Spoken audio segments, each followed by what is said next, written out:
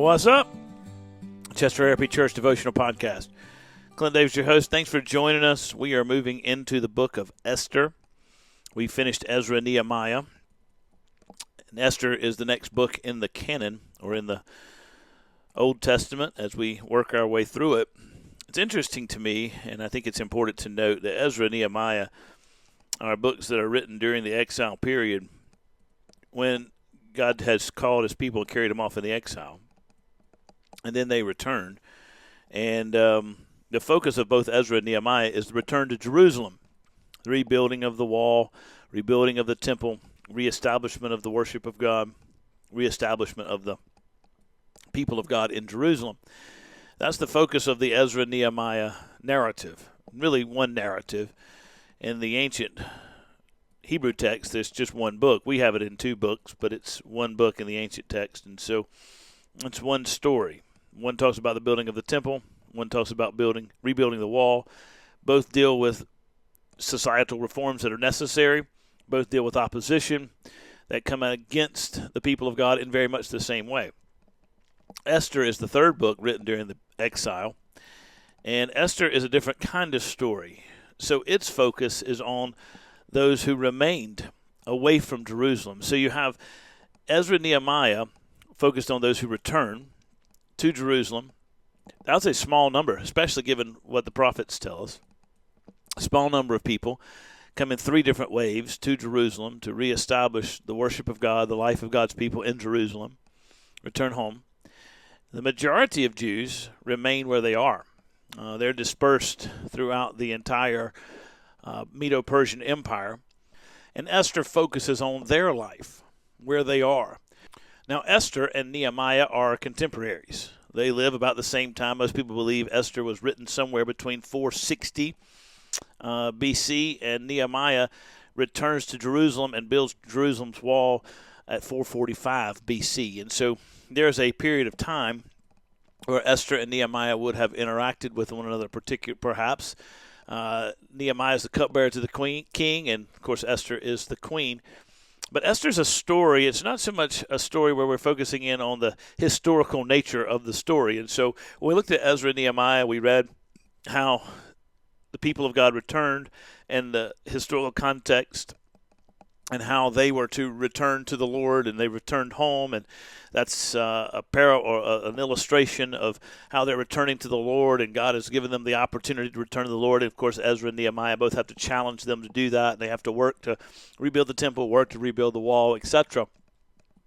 Esther's story, though a historical story, is more of a narrative that is indicative of survival, of the way in which God protects and cares for his people. Even though they may not recognize it, or even though he may not be getting the attention in the story that he deserves.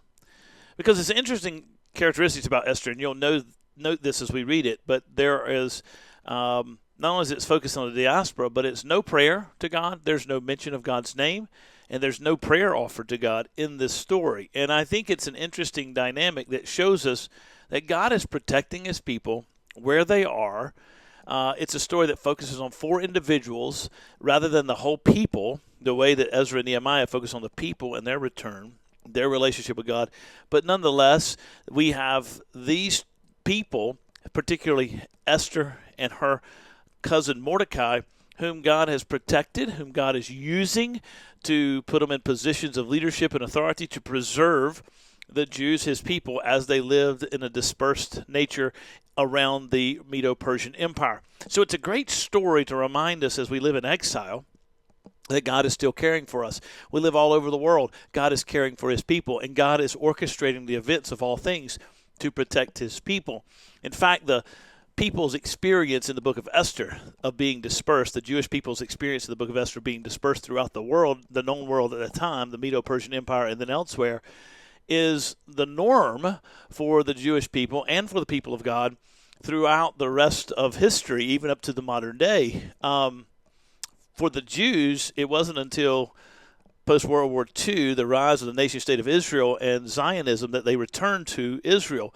But for the most part, Jews lived all over the world and still do today. Well, if we take it in the New Testament context as well, Christians do the same. The gospel has gone out. We're no longer coming to a central location. The gospel's gone out to the nations, and God has met us where we are in Jesus, and he's brought us into a relationship with him through Jesus, and he's caring for us where we live. And we have to be mindful of that, and he will restore us to a place of a position of relationship with him and to a whole people living for his glory in a theocratic nature when he returns and establishes his kingdom on this earth. But for the most part, we're living in different places, and so we have to rely upon our God to protect us, to bless us, to encourage us, to be with us, and that's exactly the story of Esther. And so Esther's a great story for us because it is a reminder that God cares for his people where they are. He puts people in position of leadership and authority when necessary to protect them, but they also may have to deal with hardships and difficulties.